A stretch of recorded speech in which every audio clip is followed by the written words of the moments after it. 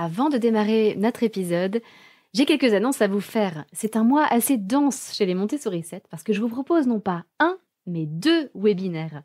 Un premier, le mercredi 20 mars à 21h, sur le thème « Laissez-moi vous réconcilier avec les maths ». Si vous avez été dégoûté des maths quand vous étiez enfant, eh bien, je vais vous montrer un petit peu ce que la pédagogie Montessori a à offrir dans ce domaine.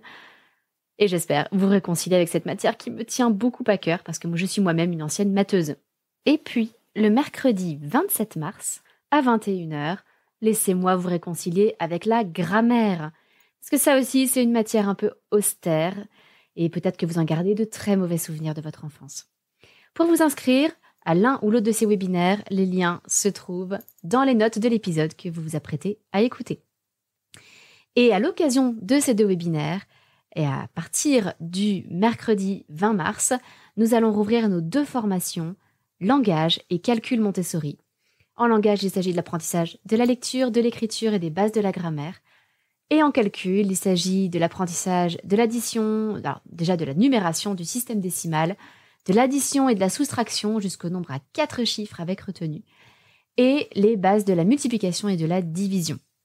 En gros, on couvre jusqu'au programme de CE1 dans ces 2 domaines. Voilà, je vous souhaite une belle découverte des webinaires, des formations et surtout une bonne écoute de votre épisode.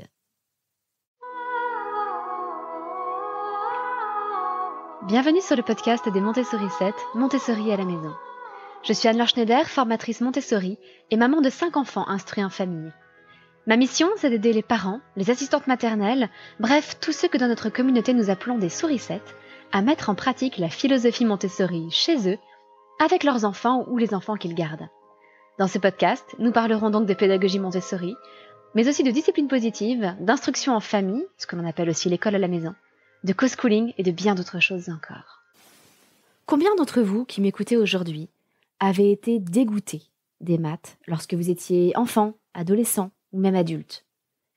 Ça me désole personnellement parce que je suis moi-même une ancienne matheuse. J'ai fait des études très poussées en logique mathématique et informatique jusqu'à la thèse. Et pourtant, tout autour de moi, j'ai pu voir des tas de gens pour qui les maths étaient une espèce de bête noire. Pour tous les élèves que je connais, ou presque, qui sont à l'école, les maths est la matière qu'ils aiment le moins. C'est quand même triste. Pourquoi celle-là, spécialement? C'est quelque chose de quasiment universel. C'est ce qui m'a laissé penser qu'il ne s'agissait pas de préférences personnelles. Vous avez des enfants qui adorent les langues étrangères, par exemple, d'autres qui n'accrochent pas plus que ça, mais c'est équilibré. Alors qu'en maths, vous avez une infime minorité d'enfants qui aiment les maths et une grande majorité qui les détestent. Ça m'a poussé à réfléchir un petit peu à la question et à me dire qu'est-ce qui peut, dans l'école particulièrement, nous dégoûter des maths? L'intérêt, c'est que si on identifie ce qui nous a dégoûté des maths, eh ben on peut changer la façon d'enseigner les mathématiques, on peut trouver de nouvelles solutions. Et ce que j'ai trouvé formidable en poursuivant mon exploration, c'est qu'en fait, Maria Montessori avait déjà mis en place énormément de choses qui évitent de dégoûter les enfants des maths. Vous n'imaginez pas le nombre de fois où j'ai entendu en formation une stagiaire qui me disait « J'ai toujours détesté les maths. Mais alors là, ça me paraît évident, d'une simplicité mais enfantine. Mais pourquoi est-ce qu'on ne nous apprend pas les maths comme ça ?» Ah bah oui. Bah oui, malheureusement, on ne nous apprend pas les maths comme ça. Mais ça peut changer. Ça peut changer évidemment dans les familles et ça peut changer aussi à l'école. Donc que vous soyez parents ou enseignants, j'espère que vous trouverez dans l'épisode d'aujourd'hui des pistes pour ne pas dégoûter votre enfant des maths et au contraire lui donner le goût des mathématiques. J'ai identifié 3 raisons en particulier qui, à mon sens, font que l'école nous dégoûte des maths. Et à chaque fois, je vous dirai en quoi la pédagogie Montessori évite ces écueils. Et je pense que ce n'est pas un hasard. Maria Montessori, elle-même, elle était médecin. Donc elle était forte en maths. C'était une scientifique et elle faisait des maths tous les jours. Et donc elle a fait un énorme travail sur cette matière pour rendre les mathématiques abordables à tous les enfants. La première des grandes raisons qui, à mon avis, font qu'on dégoûte les enfants des maths à l'école, c'est qu'on veut toujours partir de l'abstrait. Dans la réalité, aux origines des mathématiques, vous avez des mathématiciens de l'Antiquité qui sont partis du concret pour aller vers l'abstrait. Ils ont tout simplement commencé par compter des objets. Et pour ça, ils ont compté sur leurs doigts, parce que c'est quelque chose qu'on a toujours avec soi. Et ils ont développé un système de numération. Et c'est pour ça que pendant très longtemps, le zéro n'a pas existé. Parce qu'on n'avait pas besoin de compter zéro. On avait surtout besoin de compter des choses qui existaient. Et donc, on a commencé à inventer 1, 2, 3, 4, 5. Mais 1, ça n'existait pas en tant que concept au départ. C'était une vache. C'était un grain de blé. C'était un objet, un manteau. Même chose pour 2, 3, 4, 5. Il n'existait pas indépendamment de ce qu'il comptait. Il y avait 5 lapins. Il y avait 3 tuniques. Voilà. Et ce n'est que à partir de ce dénombrement, à partir de ces mots qu'on a créés pour compter, qu'on a pu créer un concept. Le concept de 1, le concept de 2, le concept de 3. Ces concepts, on a mis beaucoup de temps à les définir. En fait, on les a réellement définis au début du XXe siècle avec ce qu'on appelle l'école de Bourbaki. Je ne vais pas rentrer dans les détails, c'est un peu compliqué. Bourbaki, ça n'est pas un mathématicien, en fait, c'est un groupe de mathématiciens qui se sont placés derrière ce nom de Bourbaki. Et ils ont cherché à donner des définitions théoriques de ce que ça représente 1, 2, 3. Là encore, je ne vais pas vous expliquer réellement ce que c'est, mais c'est un petit peu comme ça qu'on a fondé ce qu'on appelle les maths modernes. Et l'un des problèmes de l'éducation, c'est qu'on a voulu justement introduire les maths modernes à l'école, au collège, au lycée. Oh, il y a déjà quelques décennies de ça. Hein. Aujourd'hui, on en est bien revenu. Mais à un moment donné, alors je ne sais plus trop quand c'était, est-ce que c'était les années 70, 80, 90, je ne sais plus trop. On a vraiment voulu introduire les maths modernes à l'école, ce qui veut dire qu'on essaie d'introduire des définitions très abstraites des concepts, et ensuite on les appliquait à des choses concrètes.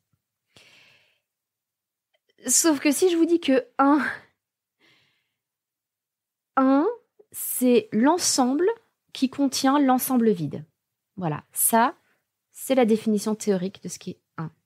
0, c'est l'ensemble vide. 1, c'est l'ensemble qui contient l'ensemble vide. 2, c'est un ensemble qui contient l'ensemble vide et qui contient un deuxième ensemble qui contient l'ensemble vide. Vous êtes largués ? Ouais, c'est normal. C'est normal parce que c'est complètement abstrait. Et ça n'a aucun sens de partir de là pour compter des objets. Alors, je vous rassure, hein, on ne cherchait pas à expliquer ça à des enfants de 4 ou 5 ans, mais ça fait partie des concepts qu'on essaye d'introduire au collège, au lycée. Donc, cette introduction des maths modernes, on en est quand même bien revenu, heureusement.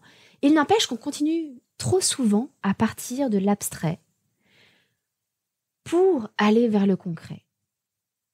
Par exemple, on va placer comme une règle auprès des enfants que l'addition est commutative. Alors, c'est un grand mot pour dire simplement que 3 plus 5, c'est pareil que 5 plus 3. Et on va le définir comme une règle. Et ensuite, on va l'appliquer à différentes additions. Donc, par exemple, résous cette addition en utilisant la commutativité. Donc, peut-être qu'on va avoir 2 plus 5 plus 8. Et l'idée, c'est de transformer ça en 2 plus 8, qui est plus facile, qui fait 10, plus 5. Et donc, ça fait 15. Donc, on a des exercices comme ça, encore aujourd'hui, dans les écoles. Alors qu'il est tellement plus simple de montrer aux enfants ce que ça fait d'additionner, par exemple, une barrette de 3 perles et une barrette de 5 perles, de montrer que c'est pareil qu'une barrette de 8 perles, et puis d'échanger les 2 barrettes, et de mettre la barrette de 5 perles d'abord et la barrette de 3 perles ensuite, c'est évident pour l'enfant que ça va faire la même chose au final. C'est pas parce qu'on change l'ordre des barrettes qu'il y a plus ou moins de perles. Présenté comme ça, c'est évident, non ? Donc vous voyez que quand on part du concret, c'est extrêmement simple. Et on vient juste poser des mots sur des choses que les enfants maîtrisent parfaitement.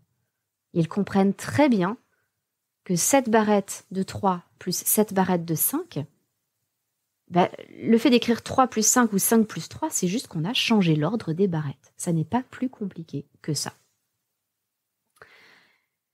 Donc je reviens un petit peu aux premiers mathématiciens, ceux de l'Antiquité. Donc ils sont partis du réel, du concret pour la numération. Ils sont aussi partis du réel et du concret pour la géométrie.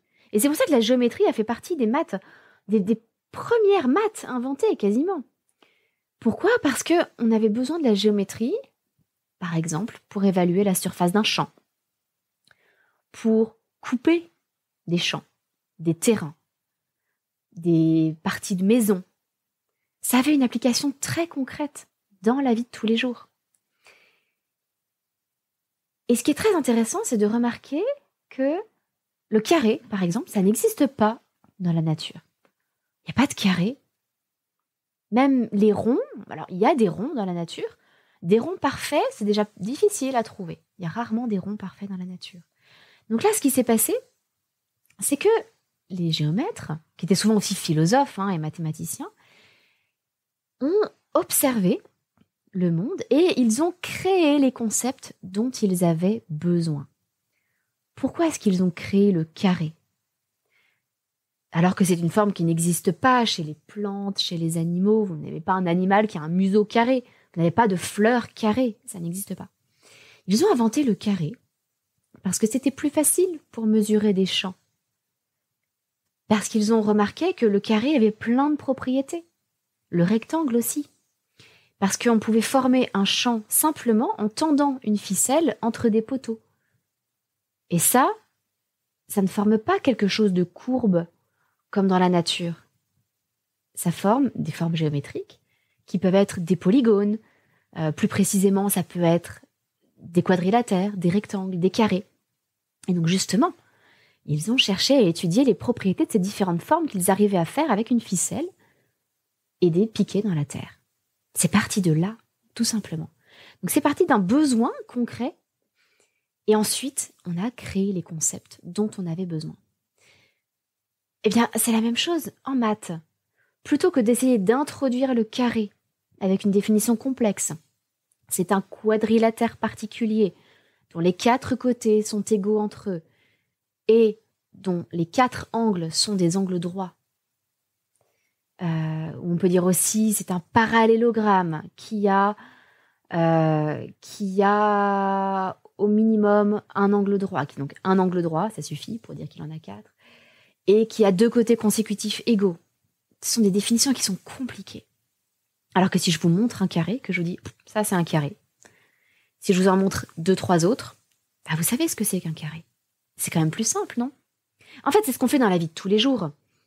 Quand un enfant apprend ce qu'est une table, on ne lui donne pas une définition. Vous ne dites pas à un enfant d'1 an, 2 ans, 3 ans.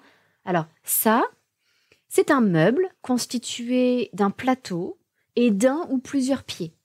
Non, vous ne lui dites pas ça, vous lui montrez une table et vous lui dites table. Et puis vous lui montrez une autre table un peu différente et vous lui direz toujours table.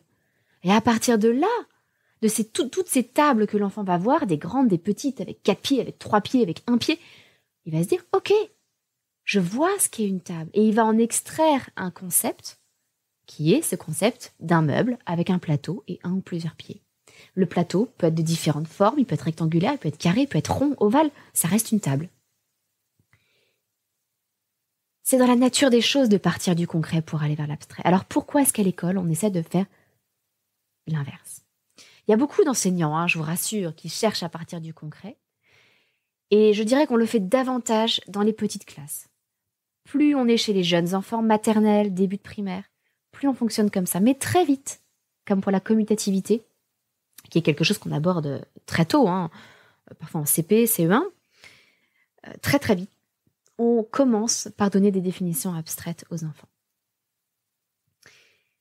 C'est vrai que c'est quelque chose qui me tient à cœur parce que, comme je le disais, je suis matheuse, j'ai fait des longues études de mathématiques. Et autour de moi, je voyais beaucoup de mes camarades qui étaient dégoûtés par les maths. Et ce qui se passait, c'est que moi, dans ma tête, je voyais les choses. J'avais des représentations claires et nettes de tous ces concepts théoriques. Et en même temps, un jour, j'ai compris ce que tous ces camarades vivaient au quotidien. J'étais déjà très avancée en maths, j'étais à l'époque à Normal Sup, et j'avais un cours, alors je m'éclatais dans les cours de logique mathématique, par exemple. J'aimais bien l'algèbre, la topologie, des choses comme ça. Et je me suis retrouvée dans un cours de géométrie différentielle. Et là, on avait des tas de définitions théoriques hyper compliquées. Et je ne me représentais rien. On me parlait de tas de choses compliquées. Je n'ai même pas retenu un seul terme, c'est vous dire. Et je ne voyais rien. Ça ne me parlait pas. Donc j'essayais d'apprendre par cœur les définitions, d'apprendre par cœur les propriétés, et puis d'essayer de les appliquer ensuite, mais ça ne fonctionnait pas, parce qu'en fait, face à un problème de géométrie différentielle, comme je ne me représentais pas le problème, je ne voyais pas quelle propriété je pouvais appliquer. Et c'est exactement ce que vivent la plupart des élèves en géométrie. Ils ne se représentent pas les choses. Ou en maths, en calcul, en algèbre, en analyse, en statistique, en calcul différentiel. Ils ne se représentent pas les choses. Donc forcément, ils n'y arrivent pas. C'est un blanc dans leur cerveau. J'ai vraiment pu voir la différence entre les domaines dans lesquels je me faisais des représentations concrètes et ceux dans lesquels ça n'était pas le cas. Et si vous voulez avoir le fin mot d'histoire, j'ai raté mon premier examen. J'ai eu un premier rattrapage écrit que j'ai encore raté. Je crois que j'ai eu 4 sur 20. Vraiment la catastrophe. Et j'ai eu un deuxième rattrapage à l'oral avec mon prof. Et je vous assure, j'avais bossé comme une malade. Mais non, impossible. Impossible d'aboutir au moindre résultat en géométrie différentielle. C'est quand même dingue. Et le prof que j'avais en face de moi était totalement incapable de comprendre mon problème parce que lui, c'était son domaine de recherche. Et il voyait les choses, évidemment, il se représentait tout ça. Et moi, pas du tout. Alors, il y avait quand même eu un problème dans son enseignement qui était qu'il n'avait pas réussi à me transmettre ça. Mais bon, il n'imaginait pas, en fait, qu'on puisse avoir cette difficulté à se représenter les choses. Donc, premier gros problème, première grosse raison pour laquelle l'école nous dégoûte des maths, c'est qu'en général, on part de l'abstrait pour essayer d'appliquer ensuite nos définitions et nos propriétés à des problèmes concrets. Alors qu'en réalité, il faudrait passer par énormément de manipulations concrètes et sensorielles, comme on le fait dans la pédagogie Montessori. Il faudrait manipuler des objets qui représentent les différents concepts, pour réussir ensuite à en tirer des conclusions théoriques. Et tout serait beaucoup plus simple pour les enfants. Deuxième grande raison pour laquelle l'école nous dégoûte des maths, c'est qu'on passe énormément de temps à mémoriser. Et à mémoriser d'une façon qui est pénible et stérile. Exactement comme quand j'ai mémorisé toutes mes définitions et mes propriétés pour mon examen de géométrie différentielle. Parce que je me représentais, mais rien du tout. Donc j'avais beau mémoriser, ça allait me servir à rien. Mais ça commence très très tôt. Déjà avec l'apprentissage des tables d'addition ou de multiplication. C'est très compliqué, en fait, d'apprendre les tables de multiplication par cœur. J'ai déjà fait tout un podcast sur le sujet, qui est aussi retranscrit sous forme d'article. Je vous invite vraiment à le consulter parce qu'il vous éclairera beaucoup sur les problèmes qu'on rencontre à vouloir faire apprendre les tables de multiplication par cœur aux enfants. Un des éléments que je mentionne dans ce podcast, dans cet article, c'est qu'en fait, on se retrouve à devoir apprendre les tables de multiplication de façon verbale, en fait comme une comptine ou un poème. Et même chose pour les tables d'addition. Imaginez, ça vient pas de moi, c'est Stanislas Dehaene, le fameux chercheur en neurosciences, qui dans son livre La bosse des maths fait ce parallèle. En fait, quand vous cherchez à apprendre les tables, c'est exactement comme si vous deviez mémoriser un carnet d'adresses qui dirait « Charles David habite rue Guillaume. Charles Guillaume habite rue Albert Zoé. Guillaume Étienne vit rue Albert Bertrand. » C'est un peu chaud, non? Vous avez retenu une de ces adresses? Non, moi non plus, je vous rassure, même si je les ai sous les yeux, ça je me le suis écrit dans mes petites notes avant d'enregistrer ce podcast. Tout simplement parce que là, Stanislas Dehaene a remplacé 0, 1, 2, 3 et 4 par les prénoms Zoé, Albert, Bertrand, Charles et David. David, c'est pas plus compliqué que 4 à dire. Et donc, ce carnet d'adresses, vous avez par exemple Charles David habite rue Guillaume, qui représente 3 plus 4 égale 7. Mais vous vous rendez bien compte que comme les nombres reviennent de tous les côtés, ils peuvent être au début de l'addition, ils peuvent être dans le deuxième membre de l'addition, ou ils peuvent être dans le résultat, ça crée quelque chose qui est d'une complexité mais incroyable. Je vous relis ce que ça donne pour le carnet d'adresse. Charles David habite rue Guillaume, Charles Guillaume habite rue Albert Zoé, Guillaume Étienne vit rue Albert Bertrand. Compliqué, hein. Et pour la multiplication, ça peut être pire encore. Ça peut être imaginez que vous avez un deuxième carnet d'adresses pour les adresses professionnelles de ces mêmes personnes. Eh bien, Charles David travaille rue Albert Bertrand. Charles Guillaume travaille rue Bertrand Albert. Guillaume Étienne travaille rue Charles Étienne. Et ça, c'est l'équivalent de la table de multiplication.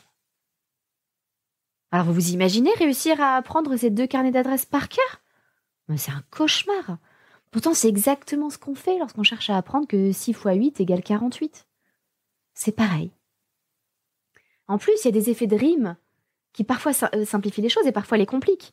Parce qu'on peut se dire justement que ce fameux 6 fois 8, 48, ça rime, c'est agréable, ça se retient plutôt bien. Mais quand on parle de 8 fois 6, pourtant c'est la même chose que 6 fois 8, ça fait 48. Parce que là, ça ne rime plus. Donc on n'a plus cette association immédiate entre 8 fois 6 et 48. Donc bref, tout ce travail devient incroyablement pénible. Je pense que je ne suis pas la seule à me souvenir de trajets en voiture ou de trajets à pied où mes parents me faisaient répéter mes tables de multiplication. Et autant c'était assez facile pour 2, 3, 4, 5, allez, autant 6, 7, 8, 9, mais quelle galère!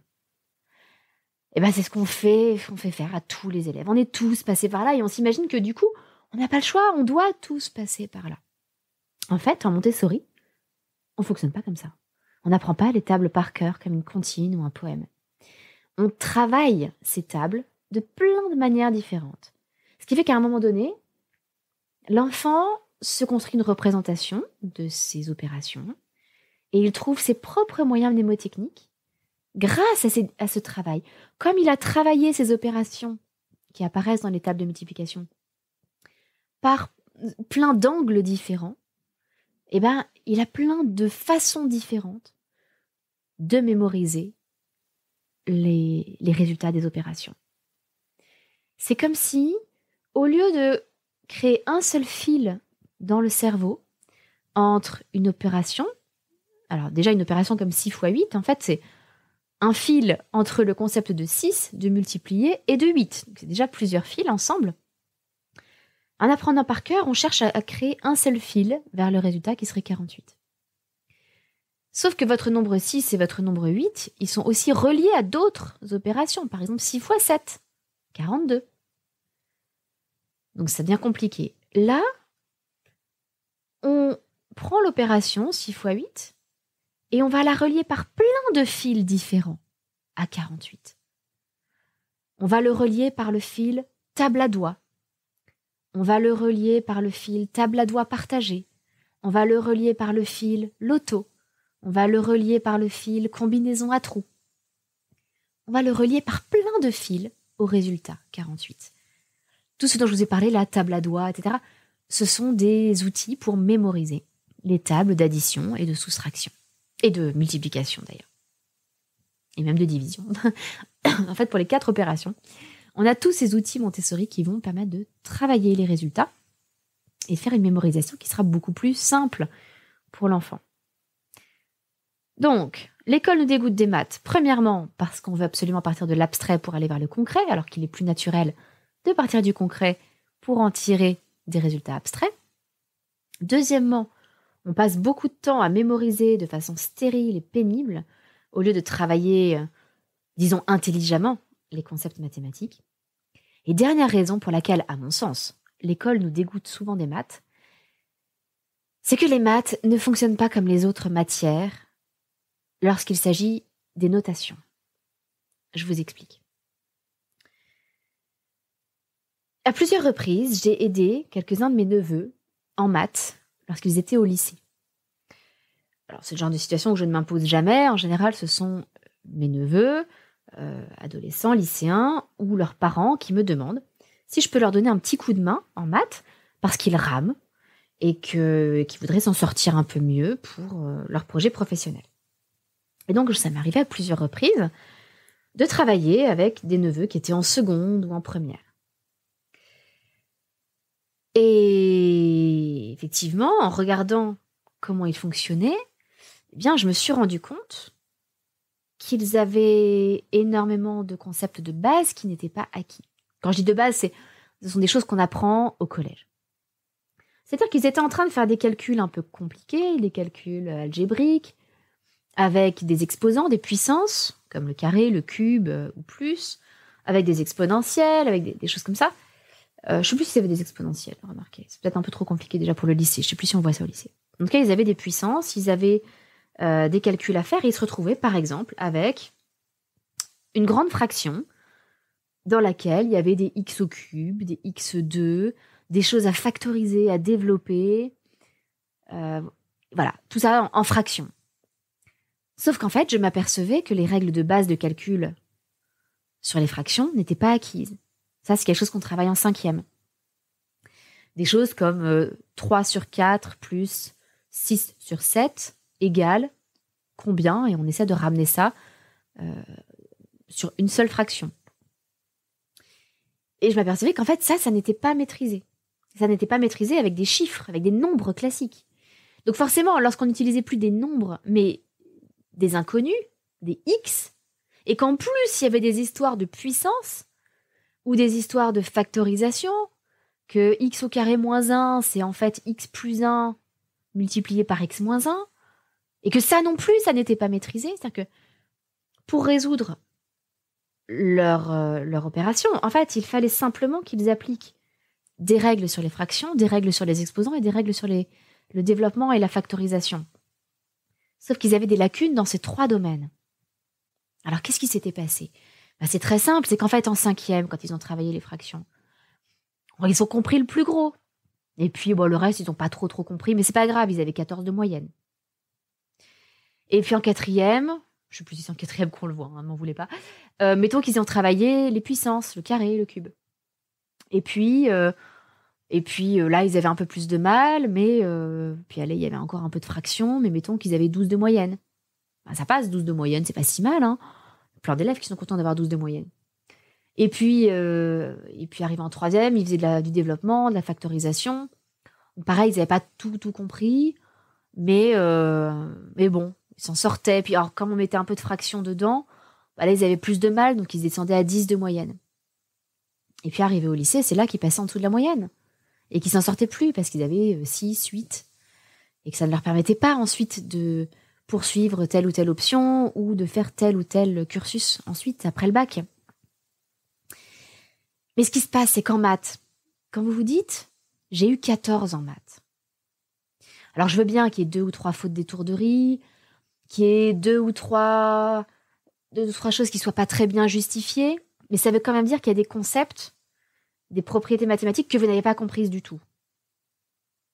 Quand vous avez 12 en maths ou quand vous avez 10 en maths, ça veut dire que la moitié des concepts, vous ne les avez pas compris. Seulement, ça, ce sont des fondations sur lesquelles on construit les étages supérieurs. Donc c'est comme si vous vouliez construire une maison avec... Bon, allez, les fondations, ça va encore à peu près. Les fondations, ça va être les 4 opérations. Bon, le système décimal, allez, on s'en sort. On a des fondations à peu près correctes. Et puis au rez-de-chaussée, au lieu d'avoir 4 murs, on en a que 3. Bah oui, il y a un mur, on l'a pas très bien posé, en fait il s'est effondré, c'est pas grave, on le laisse comme ça, puis on fait un étage au-dessus. Et puis, cet étage au-dessus, en fait on va avoir que 2 murs sur 4. Et ces 2 murs, ils reposent sur le rez-de-chaussée qui a que 3 murs. Qu'est-ce que vous voulez qu'il se passe ? Bien sûr que la maison, elle va s'effondrer. Essayez de mettre un toit par-dessus tout ça. Il y a tout qui va tomber. Et là, c'est exactement la même chose. En fait, comme on répète aux élèves que l'important c'est d'avoir la moyenne, ou d'avoir 12 ou 14 et que c'est très bien, les élèves se disent c'est bien, j'ai 14 en maths, super. Et ils ne se rendent pas compte de ce que signifie réellement ce 14 en maths. C'est que si on passe au concept d'après, sans avoir vérifié que le concept de fraction, par exemple, était bien appris, on va essayer de construire des choses encore plus compliquées sur ce concept de fraction et on n'y arrivera pas. En mathématiques, systématiquement, on est obligé de construire sur ce qui précède. Et pourquoi c'est unique parmi les autres matières? C'est que si vous prenez par exemple le français ou les langues étrangères, vous pouvez avoir 14, vous pouvez avoir 12, c'est pas grave. Et vous pouvez continuer à avoir 12 ou 14 l'année d'après et vous pouvez progresser. Parce qu'en fait, en français, c'est de la compréhension. En fait, on travaille toujours les mêmes choses, mais on construit moins sur les bases d'avant. Si vous n'avez pas compris, je sais plus qu'on peut étudier les contes et légendes, par exemple, en 6e, si vous n'avez pas tout compris à la structure des contes et légendes, c'est pas très grave, parce qu'en 5e, vous allez étudier autre chose. Peut-être que vous allez étudier des autobiographies, ou peut-être que vous allez étudier un roman d'aventure.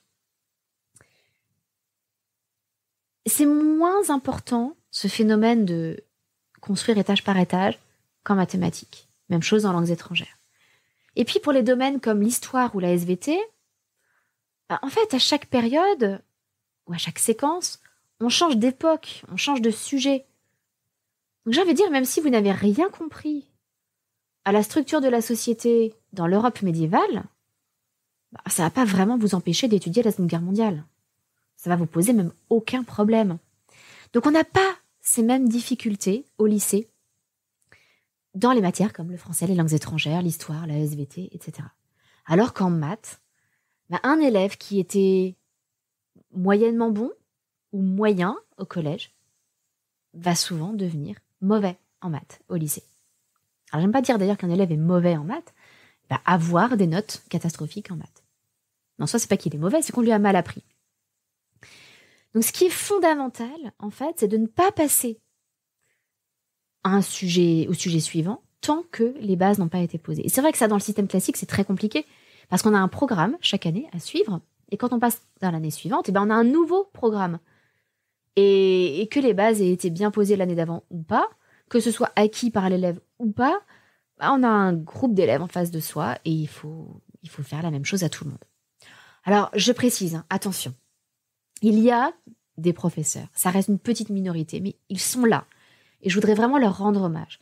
Il y a des professeurs qui font par exemple des classes adaptatives, qui proposent des sujets qui sont adaptés au niveau de chaque élève, qui permettent un travail individuel ou par petits groupes de travail, là où en sont les élèves, et qui cherchent à remédier à ce problème. Mais le système en lui-même est mal conçu, avec cette notion de programme annuel et de toute une classe qui doit suivre le même programme.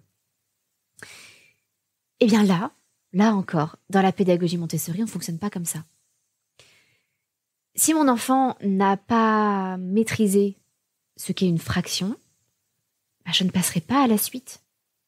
Et on va continuer à travailler les fractions jusqu'à ce que ce soit clair. Pourquoi ? Parce qu'on travaille avec une progression et non pas avec un programme. Le principe d'une progression, c'est que on a un ordre dans lequel on va introduire les choses. Parfois, on introduit des choses en parallèle d'ailleurs. Par exemple, souvent, on va travailler l'addition et la soustraction en parallèle. Mais on va attendre d'avoir avancé dans l'addition pour travailler la multiplication. Parce que le travail qu'on aura fait sur l'étape d'addition va servir de fondation au travail sur la multiplication. Parce que multiplier, en fait, c'est additionner plusieurs fois la même chose. Donc, en Montessori, on a simplement une succession d'activités, de présentations qu'on va faire dans un certain ordre. Et l'enfant en est à un certain stade de cette progression. Et quand il maîtrise une activité, on lui présente la suivante, etc., etc. Et donc, peut-être que sur certaines parties de cette progression, on va passer beaucoup de temps. Peut-être que sur d'autres, ça va aller très vite. Vous voyez bien que c'est très différent d'un programme scolaire où vous avez tant d'éléments, de compétences, de savoir-faire, de connaissances à acquérir pendant l'année. Vous avez des trimestres, vous avez des périodes, vous avez des séquences que vous allez travailler. Et donc, il faut que, par exemple, entre la rentrée de septembre et les vacances de la Toussaint, vous ayez travaillé telle et telle séquence. Telle séquence en histoire, telle séquence en géographie. Ça se passe bien en histoire géo, parce que, comme je vous le disais, les domaines des séquences sont relativement indépendants, même si, attention, m'envoyez pas plein de messages, mon mari est prof d'histoire géo, je sais ce que c'est, je sais qu'il y a des compétences à développer, de l'analyse de documents, et que ça se construit sur les bases qu'on a posées avant. Mais vous vous rendez bien compte quand même que sur les sujets étudiés, les sujets sont indépendants les uns des autres.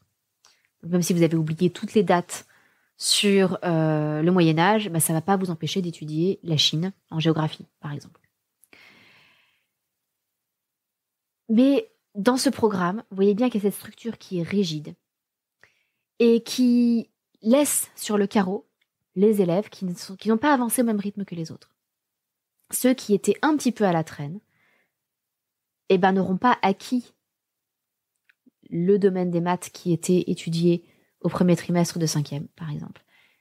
Sauf que là, ça va les bloquer pour le 2e trimestre, pour le 3e trimestre, mais aussi pour la 4e, pour la 3e, pour la seconde, la première et la terminale. Et ça va être une catastrophe, un véritable effet boule de neige, en fait. Et très très vite, ça devient quasiment impossible à rattraper. Moi, j'ai essayé de le faire avec mes neveux, mais vous vous rendez compte, il fallait qu'on revoie le programme de 5e, le programme de 4e, le programme de 3e.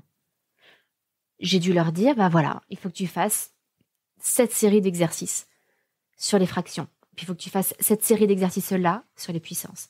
Et cette série d'exercices-là sur le travail de développement et factorisation. Et quand tu auras travaillé tout ça indépendamment, on pourra reprendre les exercices que tu as là en ce moment à faire.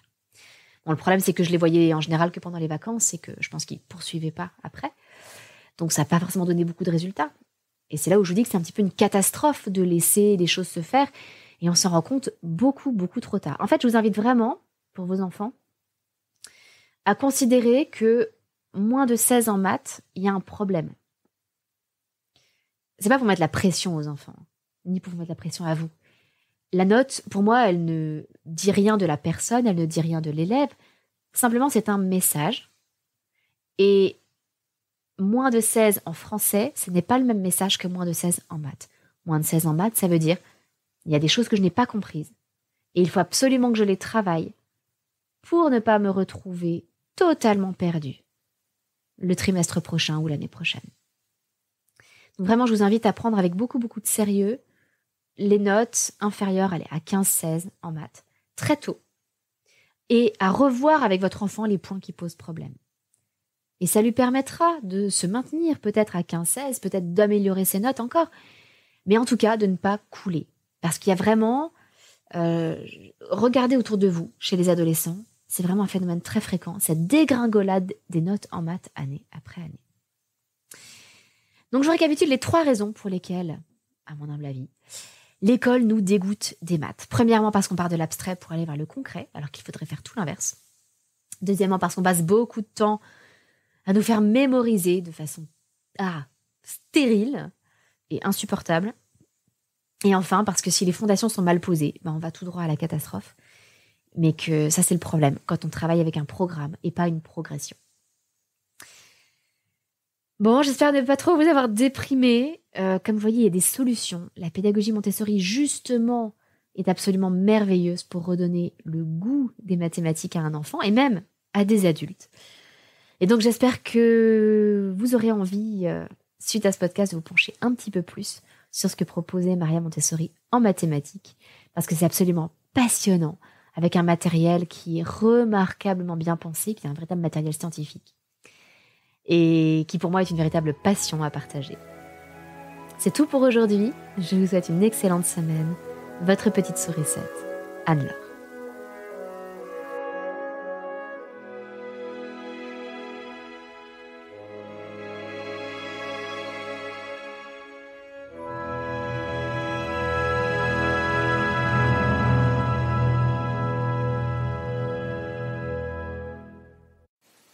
Avez-vous pensé à vous inscrire pour l'un de nos 2 webinaires ?